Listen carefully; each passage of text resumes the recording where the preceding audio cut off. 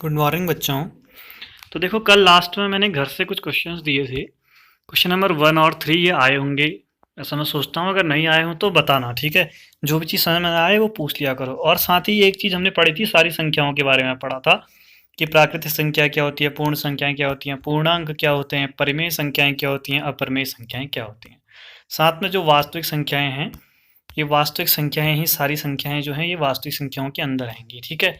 वास्तविक संख्याएं कहेंगे हम वो दो प्रकार की, एक कहेंगे परमेय संख्याएं, एक अपरिमेय संख्याएं। परिमेय के अंदर आएंगे आपके तीनों प्राकृतिक संख्याएं, पूर्ण संख्याएं, पूर्णांक, ठीक है। तो ये मैंने कल समझा दिया था और इसे बना लेना नीचे पर कहा था। तो देखो, अब आज आगे करते हैं, आगे के प्रश्नों को आगे देखते हैं क्या है आज का काम, ठीक है। तो आज बचे हुए कुछ प्रश्नों को करेंगे और कुछ कल करेंगे। साथ ही आज और कल में ये 1.4 खत्म होगी और परसों और उसके नेक्स्ट डे 2 दिनों के अंदर आपका विविध प्रश्नावली खत्म होगी। फिर उसके बाद आने वाले संडे को, जो अगला संडे जो संडे आएगा, उस दिन क्या होगा कि पुराने पेपरों में आए हुए प्रश्न और जो भी आपके कन्फ्यूजन डाउट्स हैं वो सारी चीज़ें उसमें बताई जाएंगी, ठीक है। चलिए तो देखते हैं सबसे पहले क्रम विनिमय के बारे में। तो क्रम विनिमय, इसके बाद 4 चीज़ें हमारे पास आने वाली हैं। क्रम विनिमय हो गया, साहचर्य का नियम हो गया, क्रम विनिमय का नियम, साहचर्य का नियम। उसके बाद तत्समक अवयव, ये तो मैं पढ़ा चुका हूँ लेकिन यहाँ पे फिर से आएगा तत्समक अवयव तीसरा। चौथा आएगा आपका व्युत्क्रम अवयव, या आप कहो कि प्रतिलोम अवयव। किसी अवयव का व्युत्क्रम निकालो या किसी अवयव का प्रतिलोम निकालो, ये भी पीछे बता चुका हूँ। ये दोनों चीज़ें आएंगी, यानी ये 4 चीज़ें आपको अगर आती हैं तो इन चारों से भी एक प्रश्न बन सकता है कभी, ठीक है। एक तो हमने इससे पीछे पढ़ा खाली द्विधारी संक्रिया, द्विआधारी संक्रिया किसे कहते हैं, ठीक है। किसी प्रश्न में अगर हमें स्टार इस तरह से दिया गया है या ओ करके दिया गया है तो उसे द्विआधारी संक्रिया सिद्ध करने के लिए उसमें हम क्या करेंगे, कोई भी दो अवयव मानकर, उस समुच्चय के दो अवयव मानकर उसे दिखाएंगे कि जो हमको ये नियम दिया है ये नियम भी उसमें क्या करता हो, सेटिस्फाई करेगा। तो हम कह देंगे हाँ ठीक है, चलिए ये द्विआधारी संक्रिया है। साथ में आपसे पूछेगा ये चारों को सिद्ध करो करके कह देगा, ठीक है। दो तो सिद्ध करो कह देगा, तत्सम ये क्रम विनिमय का नियम सिद्ध करके दिखाओ और साहचर्य का नियम सिद्ध करके दिखाओ। साथ में तत्सम का अवयव निकालिए और आपसे व्युत्क्रम, किसी एक अवयव का व्युत्क्रम निकालिए भी पूछ सकता है। तो 4 तरह की चीज़ें आएंगी आगे, ठीक है।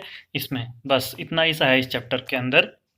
तो देखते हैं क्रम विनिमय का नियम क्या होता है, या आपने पहले पढ़ा होगा, कम्यूटेटिव लॉ कहेंगे इसे, ठीक है, इंग्लिश में। तो ये होता है कि अगर दो अवयव आपने लिए हैं ए और बी, तो आपको क्या करना है, अगर आपको इस तरह से स्टार, यानी जो आपका द्विआधारी संक्रिया है ये स्टार या ओ के रूप में दिया हो सकता है, दोनों तरीके से मैंने लिखा है। तो अगर आप दोनों अवयवों को, पहला अवयव फिर द्विआधारी संक्रिया और दूसरा अवयव करके हल करो, या दूसरा अवयव पहले लो और फिर पहला अवयव बाद में लो और इस तरह से हल करो, तो दोनों को हल करने पर जो उत्तर आएगा अगर वो बराबर होगा, ठीक है, अगर बराबर होगा तो वो क्रम विनिमय के नियम को क्या करेगा, फॉलो करता होगा, का पालन करता होगा। और अगर ये बराबर नहीं आता है तो हम कहेंगे कि क्रम विनिमय के नियम को ये इसका पालन नहीं करता है। बहुत आसान है। दो अवयवों को, पहला अवयव फिर बीच में स्टार, दूसरा अवयव, इसका उत्तर आएगा कुछ, और फिर ऐसे ही दूसरा अवयव पहले लीजिए और पहला अवयव बाद में लीजिए और इस तरह से हल कीजिए। तो दोनों का उत्तर अगर बराबर आ जाए तो हम कहेंगे क्रम विनिमय का नियम यही है, ठीक है। आसान है, प्रश्न करते वक्त तो और अच्छे समझ में आएगा।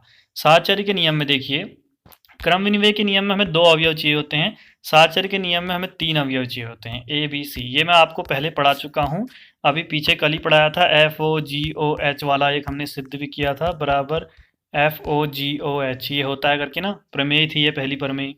तो ये वाली चीज़ मैं करा चुका हूँ, यही है यहाँ पर भी, बस तीनों की जगह ए बी सी रख दिया है, ठीक है। तो यहाँ पर अगर ए स्टार बी स्टार सी ये भी सीधे रखा है, ए स्टार बी स्टार सी ये भी सीधे रखा है। बस किया क्या है, शुरू के 2 में ब्रैकेट लगाया है, इसमें लास्ट के 2 में ब्रैकेट। अगर आप इस तरह से इसको हल करो और इस तरह से हल करो और अगर ये बराबर आ जाए, हमेशा बराबर नहीं आता, बहुत कम बराबर आएगा, तो कहेंगे कि हम जो हमें दिया हुआ फलन है वो साहचर्य भी है, ठीक है। जो हमें द्विआधारी, ये द्विआधारी स्टार दिया है ना, स्टार या ओ, ये कहते थे द्विआधारी संक्रिया, ये क्या है, साहचर्य कहेंगे। बात हो रही है ये जो क्रम विनिमय दिखा रहे हैं हम स्टार को दिखा रहे हैं, ध्यान रखना। और जो साहचर्य दिखा रहे हैं ये भी स्टार को दिखा रहे हैं, स्टार के लिए ही सारा काम हो रहा है। और स्टार आपको पता है हर प्रश्न में बदल के दे देता है, कहीं पर स्टार ए बी बराबर आपको देता है ए इंटू ए गुणा बी बट्टे 2, तो कहीं पर ए गुणा बी बट्टे 3, तो हर जगह पर ये हर प्रश्न में अलग होता है। तो इस स्टार को हमें क्रम विनिमय और साहचर्य दिखाना है, समझ में आया। अब जरा इसको समझना कि ए स्टार बी स्टार सी में जब शुरू में 2 ब्रैकेट लगे हैं तो इसका अर्थ क्या है। इसका मतलब है कि पहले आप ब्रैकेट वालों को सॉल्व करोगे, आपने बॉड मास रूल पढ़ा होगा, बचपन में सबसे पहले क्या होता है, ब्रैकेट्स। ब्रैकेट 4 तरह के होते हैं। ब्रैकेट मतलब जो हमारे कोष्टक हैं, बड़ा कोष्टक, मझला कोष्टक, छोटा कोष्टक और एक बार वाला कोष्टक होता है। तो सबसे पहले अगर आपको इतने कोष्टक दिए हों तो आप पहले इसको करेंगे हल, फिर इसको, फिर इसको, फिर इसको, ठीक है। इस तरह से दिया होता है। बाकी आपको डी का मतलब पता है, ओ का मतलब ऑर्डर होता है, बॉड मास, इस तरह से है ना। डी का मतलब डिवाइड, भाग देना। एम का मतलब मल्टीप्लाई, गुणा करना। ए का मतलब ऐड करना, जोड़ना। एस का मतलब सब्ट्रैक्ट करना यानी घटाना। तो ये इस तरह से चलते हैं, आपको पता है। तो आप क्या करेंगे, सबसे पहले ए स्टार बी को हल करेंगे, फिर जो आएगा उसको लिखेंगे, स्टार सी लिखेंगे, फिर इन दोनों को करेंगे। लेकिन यहाँ पर आप इस वाले को जब कर रहे होंगे तो क्या करेंगे, पहले आप बी स्टार सी को करेंगे हल। ए स्टार ऐसे ही रहेगा, बी स्टार सी करके जो भी आएगा वो लिखेंगे, फिर हल करेंगे। समझ में आया? एक में शुरू के 2 को पहले हल करना है, एक में लास्ट के 2 को पहले हल करना है, फिर पूरे को हल करना है। और जो उत्तर आएगा अगर वो बराबर हो तो वो साहचर्य का नियम होगा। चलिए प्रश्न करके देखते हैं फिर। सिद्ध कीजिए प्लस, ये आपको योग दिया है, और आर गुणा आर, आर का मतलब जो आर हमारा रियल नंबर वास्तविक संख्याएं हैं, वास्तविक संख्या मतलब सारी संख्याएं जितनी अभी ऊपर हमने पढ़ी वो सारी वास्तविक संख्याओं के अंदर आती हैं, आपको मैंने बताया भी था। तो वो सारी संख्याएं हैं, उसके लिए आप प्लस यानी जोड़ना और दूसरा गुणा करना, ये दोनों अगर आप करो, कह रहा है ये दोनों प्लस और गुणा, स्टार की जगह पर, ये जो स्टार था ना इसकी जगह पर प्लस लगा दो या गुणा लगा दो, तो ये क्रम विनिमेय होता है, कह रहा है क्रम विनिमेय द्विआधारी संक्रिया है, ये सिद्ध करना है आपको, ठीक है। योग को भी आपको सिद्ध करके दिखाना है, योग के लिए और गुणा के लिए भी आपको दिखाना है कि ये क्रम विनिमेय है कि नहीं है, दिखाना है दिखाना है, ठीक है। और क्या दिखाना है दूसरा, घटाने के लिए माइनस और भाग के लिए आपको दिखाना है कि ये क्रम विनिमेय नहीं है, दोनों चीज़ें दिखानी है, ध्यान देना, ठीक है। चलिए ज़रा देखते हैं फिर करके। तो पहले सबसे पहले हमने योग के लिए किया है, तो हमने क्या किया, हमें पता है योग के लिए कर रहे हैं, तो हम ए स्टार बी बराबर बी स्टार ए था, तो स्टार की जगह पर अब प्लस लगा देंगे, तो हमने ये प्लस लगाया, यानी ये चीज़ हमें दिखानी है। तो हमने रखा, फिर चलिए ए की जगह 1 रख दिया, बी की जगह 2 रख दिया, 2 रख दिया, 1 रख दिया, तो 1 धन 2 बराबर 3 आया, 2 धन 1 बराबर 3 आया, 3 और 3 बराबर हैं, यानी ये बराबर आ रहा है। तो इसका मतलब जो प्लस है वो क्रम विनिमेय है, उनका क्रम आप आगे पीछे विनिमय करो, विनिमय मतलब आदान प्रदान, आगे पीछे कर लो तो कोई फ़र्क नहीं पड़ेगा, ये इसका मतलब होता है। इसलिए क्रम विनिमय में ए स्टार बी बराबर बी स्टार ए दिखाना होता है, समझ गए। चलिए फिर आगे गुणा के लिए करते हैं। गुणा के लिए देखिए, ये तो हमने लिख दिया वहीं से, तो ए गुणा बी बराबर बी गुणा ए दिखाना पड़ेगा। वही 1 और 2 रख लिए, 2 और 1 रख लिए, 1 दूनी 2, 2 1 का 2, कैसे भी करो गुणा तो हमेशा बराबर ही आएगा ना, तो बराबर आया, इसका मतलब स्टार जो है वो क्रम विनिमय है। समझ में आया? आसान था। अब आते हैं घटाने पे, माइनस पे। माइनस को क्या बोलते हैं कहा था आपने, अंतर, एक तो अंतर कहते हैं ना हम लोग, ठीक है। दूसरा क्या बोलते हैं, व्यवकलन, कल पढ़ा था ना हमने, व्यवकलन भी बोलते हैं। और अधिकतर आपको ना पेपर में अगर प्रश्न आएगा तो व्यवकलन लिखा हुआ आएगा, ताकि कंफ्यूज हो जाए आखिर होता क्या है। कहने का मतलब जिसने नहीं पढ़ा होगा उसे नहीं पता होगा, इसलिए आपको पता होना चाहिए, ठीक है। चलिए देखते हैं, अगर आपको माइनस दिखाना है तो आप a माइनस बी बराबर बी माइनस ए दिखाओ। तो आपने a की जगह 1 रखा, b की जगह 2, 1 माइनस 2, 2 माइनस 1, इसकी जगह नीचे, इसके नीचे, ठीक है। 1 में से 2 घटाओगे तो -1 आएगा, 2 में से 1 घटाओगे तो 1 आएगा। बताओ क्या -1 + 1 बराबर होते हैं? नहीं होते, तो हम इस इक्वल को नॉट कर देंगे, कट कर देंगे ऐसे, समझ गए। जैसा ये किया हुआ दिख रहा है ना, ये करना पड़ेगा अगर बराबर नहीं है तो, -1 नॉट इक्वल टू 1। अब बराबर नहीं आ रहा तो इसका मतलब माइनस क्या है, क्रम इनमें नहीं है। समझ में आ गया? साथ ही भाग को भी दिखाते हैं जो कहा था हमसे। तो दो संख्याएं a भागा b बराबर b भागा a दिखाना पड़ेगा। तो 1 भागा 2 बराबर 2 भागा 1। अब बताओ 1 भागा 2, इसको हम ऐसे भी तो लिख सकते हैं 1 भागा 2, तो लिख दिया मैंने नीचे। ऐसे ही अगर 2 भागा 1 है तो इसको आप 2/1 भी तो लिख सकते हो, नीचे 1 हो या ना हो उससे फ़र्क पड़ता नहीं है।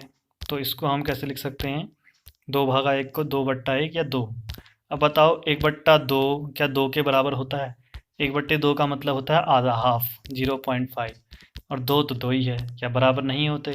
तो इसका मतलब भाग पर भी ये बराबर नहीं आ रहे हैं, तो क्या होगा, भागा क्रम विनिमय भी नहीं होगा, ठीक है, भाग वाला भी। तो यही चीज़ सिद्ध करनी थी, हमने कर दी। साथ में ये तो अब आपको प्लस माइनस गुणा भाग, ये 4 चीज़ें तो हम हमेशा से करते आ रहे हैं ना आर के लिए। पीछे भी द्विआधारी संक्रिया जब दिखा रहे थे हम वास्तविक संख्याओं के लिए, आर के लिए, तो आपने देखा था कि जो धन होता है मतलब योग होता है वो तो हो रहा था, माइनस भी हो रहा था, गुणा भी हो रहा था, भाग नहीं हो रहा था। भाग क्यों नहीं हो रहा था? क्योंकि 2 भागा 0 कर रहे थे तो वो अनंत आ रहा था, और अनंत जो है वो वास्तविक संख्याओं में नहीं आता। इसलिए भागा जो होता है वो वास्तविक संख्याओं के लिए द्विआधारी संक्रिया नहीं है। ये हमने शुरू में पढ़ा था पीछे, ठीक है। अब ऐसे यहाँ पर भी आपको जब दिखाना है क्रम विनिमय, तो क्रम विनिमय सिर्फ धन योग और गुणा में ही होता है, माइनस और भागा में क्रम विनिमय नहीं होता है, ठीक है। जो स्टार है यानी द्विआधारी संक्रिया, मैंने बोला था ना जो ये संक्रियाएं होती हैं द्विआधारी संक्रिया, शुरू में हम अभी आज तक हम लोग प्लस माइनस गुणा भागा ही जानते थे। तो अब यहाँ पर हम सबको मिलाकर नई नई संक्रियाएं बनाते हैं। जैसे एक संक्रिया ये बनाई है कि a गुणा बी बराबर a प्लस 2b होगा करके, ठीक है। समझ में आ गया? तो अब हमसे पूछ रहा है अगर a स्टार b बराबर a प्लस बी है और r में दिया है, यानी वास्तविक संख्याओं के लिए दिया है, यानी सारी जितनी भी संख्याएं हैं सभी के लिए कह रहा है कि ये क्रम विनिमय नहीं है अगर a स्टार b बराबर a प्लस 2b दिया हो तो सिद्ध कीजिए। तो हम क्या करेंगे, इसमें से कोई 2 अवयव ले लेंगे। सबसे आसान मैंने पीछे भी सिखाया था, कहाँ पर, जहाँ पर मैंने आपको बताया था आच्छादक। तो वहाँ पर मैंने कहा था कि कई जगहों पर हम लोग क्या कर रहे थे कि हमें जो दिया था फलन एफ एक्स बराबर वाई ले रहे थे, और कई जगहों पे हम उदाहरण ले लेते थे 1,2 ले रहे थे। इन दोनों से हम दिखा रहे थे कि क्या ये है या नहीं है, ठीक है। तो यहाँ भी यही काम करेंगे, हम 2 अवयव लेंगे जैसा कि मैंने लिए हैं 1,b 2, मतलब 1,2 बराबर ये आर में है, और हमें पता है a स्टार b बराबर a प्लस 2b दिया है। तो क्रम विनिमय का मतलब a स्टार b बराबर b स्टार a दिखाना पड़ेगा, यही होता है। तो आप क्या करेंगे, a की जगह 1 रख दो, b की जगह 2, 2 को स्टार a, यानी 1 स्टार 2 बराबर 2 स्टार a दिखाना है। अब देखो आपको दिया है a स्टार b बराबर, आपको क्या दिया है a प्लस 2b। इसका मतलब समझना बहुत ज़रूरी है, समझ रहे हैं? यानी a स्टार b बराबर कहने का मतलब जो पहला अवयव प्लस 2 गुणा दूसरा अवयव, ये है ना इसका मतलब। तो हमें यही करना है, यानी हम 1 स्टार 2 को जब हल करेंगे तो पहला अवयव प्लस 2 गुणा दूसरा अवयव, ठीक है। ऐसे ही यहाँ पर 2 स्टार 1 निकाल रहे हो तो पहला अवयव 2 है प्लस 2 गुणा दूसरा अवयव रखा।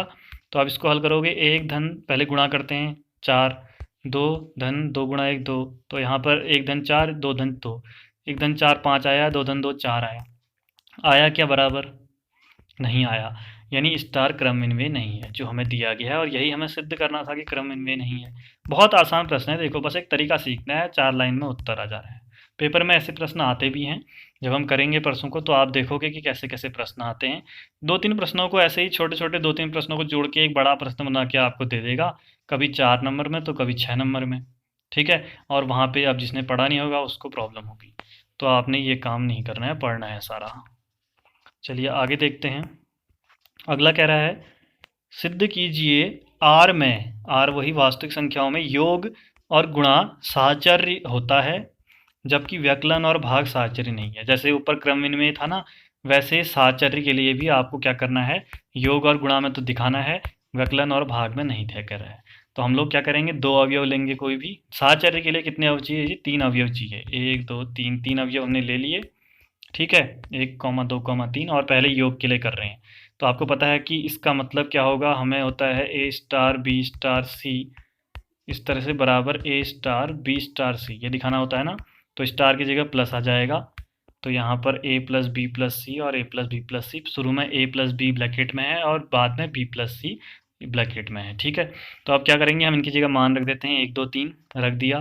अब पहले आप ब्रैकेट वाले को सॉल्व करते हो, तो 1 धन 2 बराबर 3 आया, और इस 3 को ऐसे रहने दो, ये 1 को ऐसे रहने दो, 2 धन 3 को पहले करोगे 5 आएगा, उसके बाद 3 धन 3 6 और 5 धन 1 6, यानी 6 बराबर 6, यानी जो हमारा प्लस था ना वो साहचर्य हो गया क्योंकि वो इस नियम को दिखा रहा है। समझ में आया? आसान था।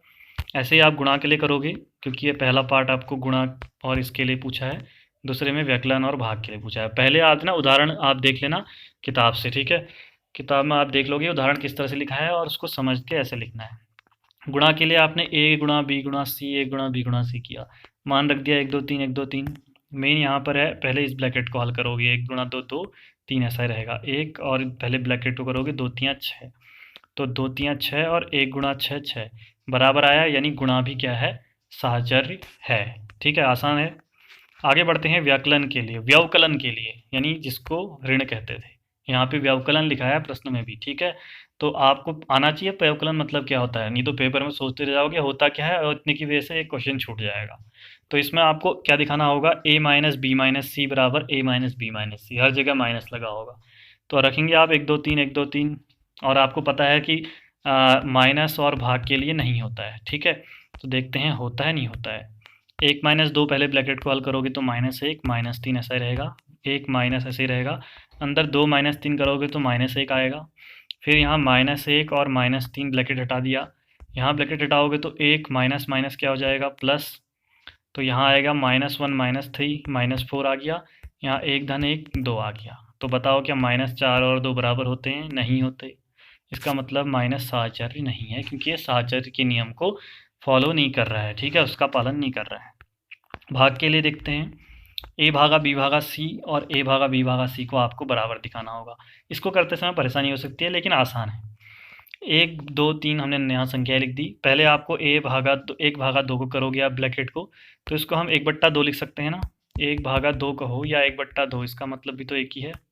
तो आपने इसको लिख लिया 1/2, भागा 3 ऐसे रहा, 1 ऐसे रहा, 2 भागा 3 को आपने 2/3 लिखा। अब आप कैसे हल करोगे, क्या 1/2/3 लिखोगे, तो थोड़ा सा कन्फ्यूजन हो जाएगा। आसान में करते हैं तो 3 को 3/1 कहते हैं ना, जब भाग को गुणा में तो बदल सकते हो तो क्या होता है, व्युत्क्रम हो जाता है। तो हमने यही काम किया कि भाग को गुणा में बदला और 3 का व्युत्क्रम 1/3 आ गया। फिर ऐसे 1 और भाग को गुणा में बदला, यहाँ पर 2/3 का उल्टा 3/2 हो गया। अब तो आसान है, तो 1 गुणा 1 ऊपर वालों को गुणा करोगे नीचे वालों को, तो 1/6, 1 3 3/2। तो बताओ क्या बराबर आया 1/6 और 3/2, नहीं आया, ठीक है। तो इसका मतलब यह साहचर्य नहीं है, भाग का नियम भी साहचर्य नहीं होता है वास्तविक संख्याओं के। ये सारी चीज़ें आप नोट करते रहिएगा, जब मैं पढ़ा रहा हूँ हो सके तो अभी कहीं कॉपी में जब क्वेश्चन कर रहे हो ना, उसके ऊपर वाली जो जगह बची होती है वहीं लिख लेना कि सबसे पहले हमने पीछे पढ़ा था द्विआधारी संक्रिया के लिए। तो आप कहोगे कि वास्तविक संख्याओं यानी आर के लिए जो प्लस माइनस और गुणा होता है ये द्विआधारी संक्रियाएं होती हैं, जबकि भाग द्विआधारी संक्रिया नहीं होती है। इसके साथ ही लिखोगे कि अगर भाग ऋणात्मक वास्तविक संख्याओं के लिए आर माइनस आर प्लस धनात्मक, सिर्फ धनात्मक वास्तविक संख्याओं के लिए क्या होती है, द्विआधारी संक्रिया होती है, ठीक है। ये हमने पीछे किया था।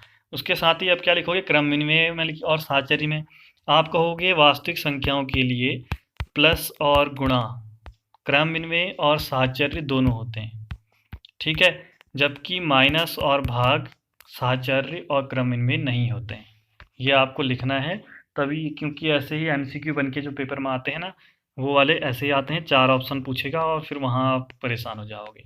ऐसे लिखा होगा और प्रश्न करोगे तो अपने आप ही दिमाग में बैठ गया, पेपर में जाकर आपको किसी से कुछ कहने की ज़रूरत नहीं, ठीक है। आगे देखते हैं, अगला उदाहरण दिया है a स्टार b बराबर a प्लस 2b, कह रहा है कि ये भी साहचर्य नहीं है और आर के अंदर ही बोला है। उदाहरण लेंगे सबसे आसान, 3 चीज़ें हमें 1 2 3 संख्याएं ले ली और हमने a star b star c बराबर a star b star c दिखाना है। करते हैं, पहले a स्टार b मान रखते हैं 1 2 3 1 2 3। पहले क्या करोगे आप, 1 स्टार 2 को हल करोगे तो क्या करोगे, इसका मतलब है पहला वाला प्लस 2 गुणा दूसरा वाला। तो इसमें पहला वाला 1 धन 2 गुणा दूसरा वाला 2 करा, बाहर स्टार 3 ऐसे ही रहेगा, इधर भी 1 स्टार ऐसा ही रहेगा। 2 स्टार 3 को हल करोगे, 2 पहला वाला प्लस 2 गुणा दूसरा वाला 3 रख दिया। अब हल करोगे, 1 धन 2 दूनी 4, 4 धन 1 5 आ जाएगा, 5 स्टार 3, 1 स्टार इसको हल करेंगे तो 3 दूनी 6 और फिर 2 जोड़ेंगे 8, यानी 1 स्टार 8। अब फिर से स्टार आया तो पहला वाला प्लस 2 गुणा दूसरा वाला, ठीक है, ऐसे पहला वाला 2 गुणा दूसरा वाला। तो हल करेंगे तो 5 धन 6 1 धन 16, तो 5 6 11, 11 एक और 16 17 बराबर नहीं आए, यानी स्टार साहचर्य नहीं। तो इसमें भी साहचर्य नहीं था। तो इस तरह से प्रश्न पूछ सकता है आपसे। ऐसे ही बहुत सारे प्रश्न हैं, अभी प्रश्नावली में करेंगे ना, सब ऐसे ही मिलते जाएंगे आप लोगों को, बस एक बार समझना है। अब तत्समक अवयव और उसके साथ ही आपको व्युत्क्रम और प्रतिलोम भी दोबारा बता देता हूँ, एक बार पीछे मैंने एक जगह बताया हुआ था। तो सबसे पहले तत्समक अवयव को आइडेंटिटी एलिमेंट कहते हैं और स्मॉल ई से दिखाते हैं, छोटा वाला ई जो है इसको दिखाने का प्रतीक चिन्ह है, ठीक है। तो ई से दिखाते हैं। और एक ये पूरे जो पूरा समुच्चय है ना, उसमें केवल एक और एक ही तत्समक अवयव होता है। ये मैंने कब कराया था अपनी, ये व्युत्क्रम वाला आपको कराया था, तत्समक अवयव वाला नहीं कराया है। लेकिन आप याद रखना, क्योंकि ये तो है ही नहीं कहीं पर ऐसा प्रश्न, लेकिन आप याद रखना किसी भी समुच्चय का एक और केवल एक ही तत्समक अवयव होता है, ठीक है। और ऐसे ही व्युत्क्रम प्रत्येक अवयव का अलग अलग होता है। जैसे मान लो एक समुच्चय में आपको 4 संख्याएं दी हैं, 1 2 3 4, तो 1 का व्युत्क्रम अलग होगा, 2 का व्युत्क्रम अलग होगा, 3 का अलग होगा। आपको पता है 2 का गुणात्मक व्युत्क्रम क्या होता है, 1/2, 3 का गुणात्मक व्युत्क्रम 1/3 और 4 का गुणात्मक व्युत्क्रम 1/4, और 1 का तो 1/1 एक ही हुआ। तो सभी का व्युत्क्रम तो अलग अलग होगा, लेकिन सभी के लिए जो तत्समक अवयव है वो एक ही होगा, ठीक है। आगे देखते हैं, चलिए। तो कह रहा है कि एक अवयव को अगर उसके तत्समक अवयव से, यानी उसके क्या, जो आपका जो समुच्चय है उसके तत्समक अवयव से आप अगर ऑपरेट करोगे तो वही अवयव आ जाएगा वापस, यही अवयव। ये इसकी परिभाषा है, समझ रहे हो। और अवयव को अगर ए ले लें तो तत्सम अवयव को ई ले लें तो बराबर अवयव ए ही आएगा। या उल्टा भी तो कह सकते थे हम, ए स्टार ई लो चाहे ई स्टार ए। आप ध्यान रखना, अवयव को उसके तत्समक से करो तो भी वही आएगा, या तत्समक को उसके अवयव से करो तो भी वही आएगा, ठीक है। कैसे, जैसे योग के लिए बताता हूँ मैं सारी संख्याओं में। अगर एक संख्या ए है, इसमें अगर आप किसको जोड़ो कि वापस ए ही आ जाए, एक अवयव ए है और वापस ए ही आना है, तो किसको यहाँ पर जोड़ोगे, 0 जोड़ोगे तभी तो आएगा ना। यानी हम जब जोड़ यानी योग लगा रहे हैं तो तत्समक अवयव क्या हो रहा है, 0। तो योग के लिए जो तत्समक अवयव होता है वो 0 होता है हमेशा। आगे हल करने वाला भी है ये, वहाँ भी समझोगे और यहाँ भी याद रखो। यानी आप इसको बोल सकते हो कि योगात्मक तत्समक अवयव बराबर 0, यानी योग के लिए जो तत्समक अवयव है वो 0 होता है। ये हमेशा दिमाग में रखना है। दूसरा, गुणा के लिए देखो, गुणा के लिए एक संख्या ए है, इसको किससे गुणा करो कि वापस ए ही आ जाए, तो आप कहोगे 1 से गुणा करेंगे तो वापस ए ही आएगा। तो हमने यही लिखा है, यानी एक जो है वो तत्समक अवयव है कब के लिए, गुणा के लिए। यानी अगर आप क्या कह सकते हो, शॉर्ट में से लिख लेना यहाँ पर, हाँ, योगात्मक तत्समक अवयव बराबर 0 और गुणात्मक तत्समक अवयव बराबर 1। गुणात्मक में तो तत्समक अवयव 1 होगा और योगात्मक योग में तत्समक अवयव 0 होगा। ये बहुत महत्वपूर्ण है, ये आना आपको ज़रूरी है, ठीक है। और ऐसे ही हर जगह पर बदलता रहेगा आगे। और आपको पता है ये माइनस और भाग के लिए नहीं होता है, ये अभी बताया नहीं है, इसके लिए नहीं होता। देखो तत्समक अवयव में नहीं बताया है, लेकिन अभी आने वाला है प्रश्न, उसमें आपको पता चल जाएगा है या नहीं है। चलिए पहले आपको व्युत्क्रम वाला भी बता देते हैं। व्युत्क्रम या प्रतिलोम हर अवयव का अलग अलग होगा। जैसे एक अवयव है, इसके प्रतिलोम को अगर इसके साथ लगाओगे तो क्या आता है आंसर, तत्समक अवयव आता है, आपको पता ही है।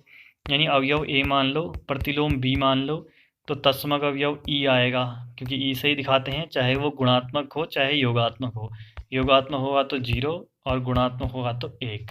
हमेशा ध्यान रखना, तत्समक अवयव ई से दिखा रहे हैं हम, आज भी ई से दिखा रहे हैं। जब आप आगे जाकर ग्रेजुएशन करोगे 12th के बाद, वहाँ पे जहाँ भी मैथ्स पढ़ोगे कहीं पर भी अगर आपके पास तत्समक अवयव आएगा तो ई से दिखाया होगा, ध्यान रखना, ठीक है। तो हमने क्या किया, हमने कहा कि ए स्टार बी बराबर ई आता है, ठीक है। या उल्टा भी, उसके व्युत्क्रम को उससे करो तब भी ई ही आएगा। तो इसलिए दोनों को साथ में लिखा है कि ए स्टार बी बराबर ई या बी स्टार ए बराबर ई, तीनों बराबर में लिखती है, बीच से हटा देना, ठीक है।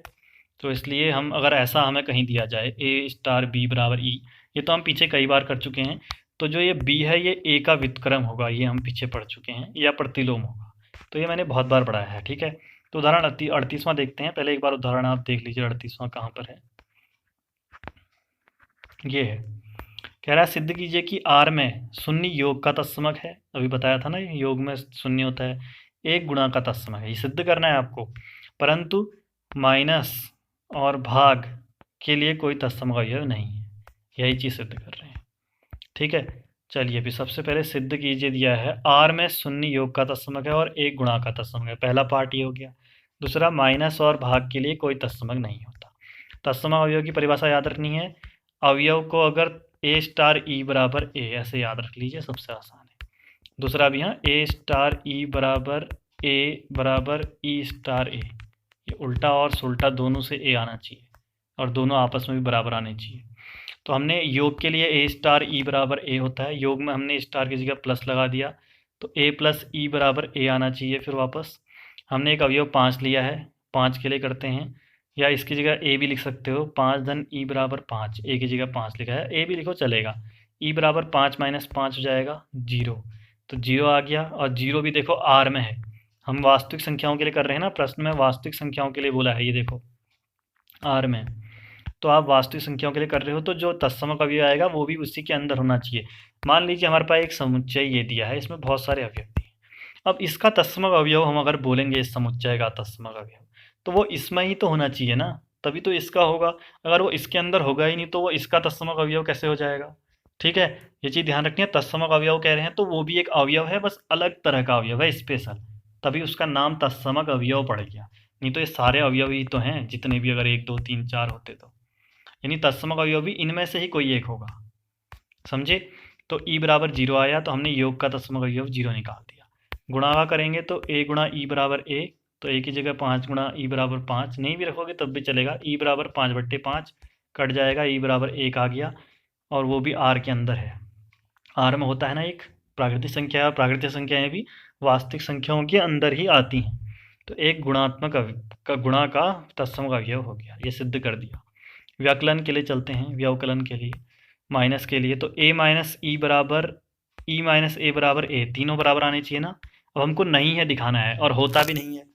देखो एक अवयव है, उसमें से अगर आप ई को घटाओगे तत्समक अवयव को, या तत्समक अवयव में से ई को घटाओ ए को घटाओगे, तो बराबर आ सकते हैं। जैसे एक संख्या 5 ली, 5 में से ई को घटाओ और ई में से 5 को, बराबर आएंगे क्या। आपको पता है दो संख्याएं अगर 2 और 3 हो, अगर मैं सीधे घटाऊं और उल्टे घटाऊं तो ये बराबर नहीं आते हैं, कभी भी नहीं आते। ये हम पीछे कर चुके हैं, ठीक है, पिछले प्रश्न में हमने यही किया था। तो इसीलिए हमने लिखा कि 5 minus e not equal to e minus 5, यानी जब ये दोनों ही बराबर नहीं है तो ये फिर ए के बराबर कहाँ से आएंगी। इसको हल करेंगे तो कुछ आएगा, इसको हल करेंगे तो कुछ और आएगा। कहने का मतलब ए माइनस ई करूँगा अगर 2 आया, तो ई माइनस ए करूँगा तो -2 आएगा, यानी ये ए के बराबर तो आ ही रहे हैं ना, सेम नहीं आ रहे हैं।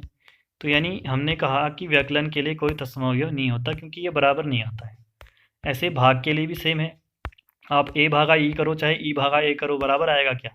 5 भागा ई करोगे तो 5/ई आया, ई भागा 5 करोगे तो ई/5 आएगा। मान लो 1 भागा 2 करोगे तो 1/2 आया, 2 भागा 1 करोगे तो 2/1 2 आएगा। तो ये बराबर तो होते नहीं है ना, 1/2 का मतलब आधा होता है और 2/1 का मतलब 2 होता है, तो अलग अलग हैं। इसलिए हमने कहा कि भाग के लिए भी तत्समक अवयव नहीं है। ठीक है, आगे बढ़ते हैं फिर। अब आगे कह रहा है सिद्ध कीजिए कि आर में प्लस के लिए -a का प्रतिलोम a होता है, या a का प्रतिलोम, a का प्रतिलोम जो होगा ना वो -a होगा। कब, जब योग दिया हो आपको संक्रिया, और जब आपको गुणा दी हो संक्रिया, तो a का जो प्रतिलोम होगा वो 1/a होगा, और माइनस और भाग के लिए नहीं होता है, ये भी सिद्ध करेंगे।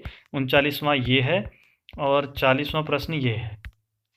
ठीक है, 40वां तो n के लिए अलग है, लेकिन यही ध्यान रखो आप कि 39वां पहले देख लो एक बार क्या लिखा है। सिद्ध कीजिए आर में धन संक्रिया के लिए -a का प्रतिलोम a है। ठीक है, ये दोनों प्रतिलोम है। दूसरा गुणा के लिए a का प्रतिलोम 1/a है, a नॉट इक्वल टू 0 लिखा है, हाँ 0 को छोड़ कर कह रहा है, क्योंकि 0 का 1/0 कहोगे तो क्या है, अनंत, अनंत आर में नहीं है, इसीलिए a नॉट इक्वल टू 0 दिया है। समझना है, इसका मतलब बहुत कुछ होता है, नॉट इक्वल टू 0 जो इस तरह से लिखे रहते हैं ना, हम फालतू में गायब कर देते हैं। और यहाँ पर a तो है, यहाँ a का प्रतिलोम 1/a गुणा में दिखाना है। यानी अब आपको ध्यान रखना है कि जो a होता है इसके 2 प्रतिलोम होते हैं, योग में तो -a और गुणा में 1/a। ठीक है, तो इसको करके देखते हैं। वही परिभाषा से आपको पता है, प्लस के लिए कर रहे हैं पहले आर में, अवयव को अगर उसके प्रतिलोम से करेंगे तो तत्समक आएगा। अब योग के लिए कर रहे हो तो तत्समक योग वाला आएगा, यानी 0 आएगा इसकी जगह। और अवयव प्लस प्रतिलोम, ठीक है, अवयव को अगर a ले लो, a का दिखाना है ना आपको, प्लस प्रतिलोम बराबर 0 हल रख किया, प्रतिलोम a इधर साइड गया तो 0 -a, प्रतिलोम -a आ गया, और -a भी आर में होता है। आपको पता है सारी धनात्मक और ऋणात्मक और 0 ये सारी संख्याएं किस में आती हैं, इंटीजर्स में, यानी पूर्णांक में, और पूर्णांक भी क्या है, वास्तविक संख्याओं के अंदर ही आते हैं। तो इसका मतलब a का योगात्मक प्रतिलोम -a हो गया। आप शॉर्ट में ऐसे याद रखना, ठीक है, शॉर्ट में भी आपको याद रखना है जो मैं बता रहा हूँ कि छोटे छोटे पॉइंट ऊपर पे लिख लेना कॉपी के, और बाद में जब आप कभी पेपर देने जाओगे तो MCQ में यही प्रश्न आए होंगे। समझ में आ गया ना। गुणा के लिए करते हैं, तो अवयव को अगर गुणा करेंगे प्रतिलोम से तो गुणात्मक तत्समक अवयव आएगा यहाँ पर। ये भी ध्यान रखना, गुणात्मक रखना। 1 रख दिया और अवयव ए रख दिया, प्रतिलोम प्रतिलोम बराबर गुणा वाला भाग में जाएगा तो 1/a, और ये बिलोंग्स टू आर होता है। देखो अगर 2 है तो 1/2 भी तो वास्तविक संख्या में ही आएगा। ये हमने पढ़ा है परिमेय संख्याओं में, परिमेय संख्याएं भी वास्तविक संख्याओं के अंदर ही आती हैं। ठीक है, तो ए का गुणात्मक प्रतिलोम हो गया 1/a, तो ये सिद्ध हो गया। अब 2 चीज़ें आपको ये ध्यान रखनी है, इसको फिर देखते हैं। पहले अब आप तत्समक अवयव और प्रतिलोम इन दोनों को में क्या चीज़ आपको याद रखनी है, ये ध्यान रखिए। तत्समक में धनात्मक के लिए जो तत्समक अवयव होगा वो 0 होगा योग के लिए, गुणा के लिए तत्समक अवयव 1 होगा। और प्रतिलोम धनात्मक के लिए ए अगर अवयव है तो उसका प्रतिलोम -a होगा, और गुणा अगर वो है यहाँ पर बाइनरी ऑपरेशन या द्विआधारी संक्रिया, तो ए का जो प्रतिलोम होगा वो 1/a होगा, यानी योगात्मक प्रतिलोम -a होगा और गुणात्मक प्रतिलोम 1/a होगा। धनात्मक तत्समक अवयव 0 होगा, गुणात्मक तत्समक अवयव 1 होगा। ये चारों याद रखना, पेपर में बना के क्वेश्चन पूछेगा। अब आपसे कह रहा है n के लिए, n मतलब प्राकृतिक संख्याएं जो 1 2 3 इस तरह से शुरू होती हैं। इसके लिए कह रहा है ए का धनात्मक में प्रतिलोम -a नहीं है बोल रहा है। हाँ देखो ये तो यहीं पे समझ जाओगे, ए का धनात्मक में -a क्या इसके अंदर आता है क्या वास्तव ये प्राकृतिक संख्याओं में? ये इसमें तो धनात्मक ही आ रहे हैं ना, तो ऐसे ही नहीं हो गया अपने आप ही। ठीक है, लेकिन हम करके दिखाएंगे। दूसरा, ए का गुणा में प्रतिलोम 1/a भी नहीं है। अब बताओ 2 है, 2 का प्रतिलोम आप गुणात्मक में 1/2 लिखोगे, 2 1/2 इसमें आता है क्या? वो तो परिमेय संख्याओं में आता है, प्राकृतिक संख्याओं में तो आता ही नहीं है। तो ऐसे ही हो गया ये, लेकिन इसको करके देखते हैं कैसे किया है। हमने लिखा a बिलोंग्स टू n, इसके लिए अवयव प्लस प्रतिलोम बराबर 0, गुणात्मक के लिए देख रहे हैं। ठीक है, मतलब योगात्मक के लिए, तो योग के लिए हमने a लिख लिया अवयव प्लस प्रतिलोम बराबर 0, क्योंकि योग का ही योग ही लगाएंगे। ठीक है, प्रतिलोम वाला रूल लगा रहे हैं, तो प्रतिलोम बराबर 0 -a आया, और माइनस वाली चीज़ n के अंदर नहीं होती है। 1 मिनट यहाँ पे नॉट लगाना। ठीक है, ये नॉट बिलोंग्स टू, सॉरी ये लिखना भूल गया मैं, यहाँ पर इसको काट देना, नॉट बिलोंग्स टू n। तो आप लिखोगे कि अतः n में a का योगात्मक प्रतिलोम -a नहीं है, क्योंकि नॉट बिलोंग्स टू है। ठीक है, ये चीज़ ध्यान रखना, ये जल्दीबाजी में हो गया है, आपको सही लिखना है, खाली उतारना नहीं। आगे बढ़ते हैं गुणा के लिए। गुणा के लिए फिर वही अवयव गुणा प्रतिलोम बराबर गुणात्मक तत्समक अवयव लगाएंगे। a लगा लेते हैं अवयव की जगह, गुणा प्रतिलोम बराबर 1, तो ये बट्टे में जाएगा 1/a, not belongs to n फिर से, क्योंकि 1/a जैसे 2 लोग हैं तो 2 का 1/2 यहाँ नहीं होगा। संख्या भी ले सकते थे, इस एक ही जगह पर 2 ले लेते, आपकी मर्जी। तो आप भाई गुणा के लिए n में a का प्रतिलोम 1/a नहीं है। ठीक है, ध्यान रखना है कि आप में n में है कि नहीं, w होल नंबर्स यानी पूर्ण संख्याओं में है कि नहीं, पूर्णांक में होगा कि नहीं, ध्यान रखना है। ठीक है, इन चीज़ों का। आगे क्वेश्चन नंबर 2, 9 और 10 ये आपको घर से करने हैं। ठीक है, कौन सा है दूसरा प्रश्न, 9वां और 10वां? तो ये देखते हैं, पहले 9वां और 10वां देख लीजिए आप। ये रहे, दूसरा भी दिखाऊंगा। 9वां प्रश्न देखिए क्या है, जो आपने कल सीखा और जो आज सीखा, अगर वो सीखा तो ये आएगा। कह रहा है कि परिमेय संख्याओं के समुच्चय क्यू में, परिमेय संख्याएं क्यू मतलब जो p/q के रूप में लिखते हैं, यानी 1 2 3 ये भी होंगी, क्योंकि इनको भी लिख सकते हैं इस तरह से, और 2/3 4/5 कोई भी संख्या उसको परिमेय संख्या कहेंगे। ठीक है, इसके लिए स्टार एक द्विआधारी संक्रिया है, ये आपको मानना है कि ये सारे द्विआधारी संक्रिया है, इसको दिखाना नहीं है, ये तो है ही पहले से। अब आपको इतने सारे प्रश्न हैं, इन सभी में कौन सा क्रम विनिमय है और साहचर्य दिखाना है। यानी पहला प्रश्न लिखोगे, फिर क्रम विनिमय हेडिंग डालकर a* b बराबर b* ये दिखाना है, और 2 अवयव ले लोगे क्यू के अंदर से, 1, 2 सिंपल वाले ही लेना, क्योंकि ये भी आते हैं। 1 - 2 बराबर 2 - a आ रहा है, नहीं आएगा, तो क्रम विनिमय नहीं होगा। ऐसे साहचर्य को भी दिखाओगे पहले में, फिर ऐसे दूसरे के लिए करोगे, फिर तीसरे के लिए एक उदाहरण ले लोगे। ठीक है, 1, 2 ले लेना आप हमेशा क्यू के लिए, ध्यान रखना, और जो आएगा वो भी क्यू में ही होना चाहिए। पहली बात तो बराबर आने चाहिए, क्रम विनिमय में तो बराबर आते हैं ना, a* b बराबर b* a, दोनों तरफ जैसे कराया है वो पीछे वैसे प्रश्नों को देखो, और फिर साहचर्य में a* b* c बराबर फिर a* b* c करके, तो ये काम आपने करना है, इन दोनों नियमों को दिखाना है। ऐसे देखो, साथ ही में 9वें और 10वें को जोड़ देना, ये लिखा है ना, ये ज्ञात कीजिए कि ये और साथ में फिर इसी के आगे लिख देना इन्हीं दी गई संक्रियाओं में किसी का तत्समक है वो भी बताइए। आपको हर किसी का तत्समक भी निकालिए लिख देना साथ में ही, तो ये एक ही साथ आ जाएंगे। तो जब पहला प्रश्न करोगे तो पहले आप क्या करोगे, पहले आप करोगे क्रम विनिमय का नियम दिखाओगे, दूसरे में आप साहचर्य का नियम दिखाओगे, और तीसरे में आप तत्समक अवयव को दिखाओगे। ठीक है, हर किसी में, हर किसी में।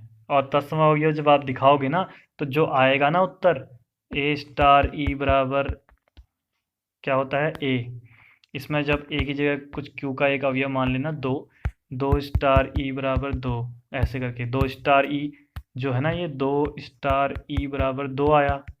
अब पहले वाले में जब दिखाओगे तो 2 स्टार ई का मतलब पहला माइनस दूसरा होता है, 2 माइनस ई बराबर 2 आया।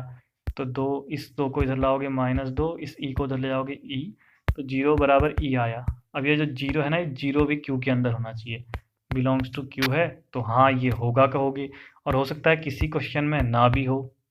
ठीक है, जैसे इसमें देख लो, इसमें भी होगा ही फिलहाल, तो सभी में होगा फिलहाल। आप करके देखना, अगर कोई नहीं आए तो मुझसे पूछना, लेकिन दोनों को कंबाइन एक साथ करके लिखोगे। यानी आप क्या लिखोगे ना कि निम्नलिखित संक्रियाओं में क्रम विनिमय और साहचर्य के नियम मतलब क्या क्या निम्नलिखित में से निम्नलिखित संक्रियाएं क्रम विनिमय और साहचर्य हैं। उसके बाद लिखना कॉमा करके निम्नलिखित का तत्समक अवयव भी ज्ञात कीजिए यदि हो तो। ठीक है, इस तरह से आप बनाओगे, फिर ये प्रश्न शुरू करोगे सारे, तभी आप लोगों को ये आएगा कि आता है या नहीं आ रहा है। ठीक है, और दूसरा प्रश्न भी बोला मैंने साथ में आपसे ना, तो दूसरा प्रश्न देखते हैं। ठीक है, ये रहा दूसरा प्रश्न। इसमें करना क्या है आपको ध्यान देना।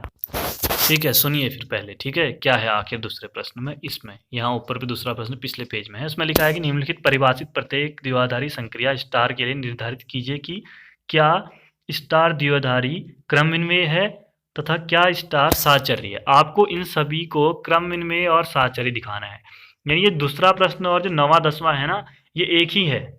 मतलब जैसे आप इन सबको कर रहे हो ना, वैसे उसको भी करोगे। लेकिन ध्यान दो, इसमें क्या है, उसमें तो सारे क्यू के लिए थे ना, इसमें पहला वाला जेड के लिए है, दूसरा वाला क्यू के लिए है, तीसरा क्यू के लिए है, चौथा जेड प्लस सिर्फ धनात्मक पूर्णांकों के लिए है, पांचवा भी जेड प्लस धनात्मक पूर्णांकों के लिए है। ठीक है, और छठा जो है वो वास्तविक संख्याओं के लिए है, लेकिन -1 को मत लेना, उसके अलावा कोई भी संख्या ले लेना एक एक उदाहरण में। ठीक है, -1 मत देना, ये कहना चाह रहा है। बाकी आपको सेम तरीका करना है, एक ही पीछे कराए हुए अभी तक का जो कराए हैं प्रश्न, इन सभी को देखो और ये सारे के सारे आपके बन जाएंगे। अब ये मत सोचो कि सर इतने सारे प्रश्न हैं, 6 ये हो गए, वहाँ 6-7 वहाँ हैं। लेकिन देखो होगा क्या कि इससे आपकी प्रैक्टिस होगी और ज़्यादा टाइम नहीं लगेगा, करके देखोगे तो बहुत जल्दी हो जाएगा। ठीक है, बहुत ही कम समय लगेगा और इतने कम समय में आपके ये सारे के सारे हो जाएंगे। ठीक है, तो ये चीज़ें हैं। ठीक है, तो काफ़ी है फिर। ठीक है, 37 मिनट की वीडियो होगी है, बड़ी हो जाएगी ज़्यादा। और आप देखो मैं 37 मिनट की एक ही वीडियो ले रहे हैं, अगर स्कूल में होते तो हम लोग 3 या 4 3 क्लासें कम से कम हमारी रोज़ की होती, 2 या 3 क्लास। तो 2-3 क्लास आप जानते ही हो कि 2 घंटे के आसपास होती। तो अब ये 37 मिनट की है, ये आपने देखी और साथ में आप नोट्स बना रहे होगे, तो कम से कम 1 घंटा आपको लग जा रहा होगा बनाते वक्त। ठीक है, और उसके साथ ही जब आप ये होमवर्क करोगे घर वाला काम, तो आधा घंटा लगभग इसमें भी लग ही जाएगा। तो इतना आपने रोज़ का करना ही है, ऐसा मत सोचना कि बस ये हम छोड़ते हुए चलेंगे, ऐसा बिल्कुल नहीं करना है। ठीक है, सारा काम करना है। और कल मिलेंगे, कल हम क्या करेंगे, इसके बचे हुए प्रश्नावली के सारे प्रश्नों को कर लेंगे, जितने भी इसमें है 1.4 में। और उसके बाद आपको अगले दिन विविध प्रश्नावली के बहुत सारे प्रश्न जितने हैं सब करेंगे, जो इनकी तरह थे। जो प्रश्न आप देखो 1.1, 1.2, 1.3, 1.4 इतने तक के जितने प्रश्न हैं, ये सारे आपको आने चाहिए, तभी आप विविध कर पाओगे। ठीक है, तो चलो कल मिलते हैं फिर, बाय बाय।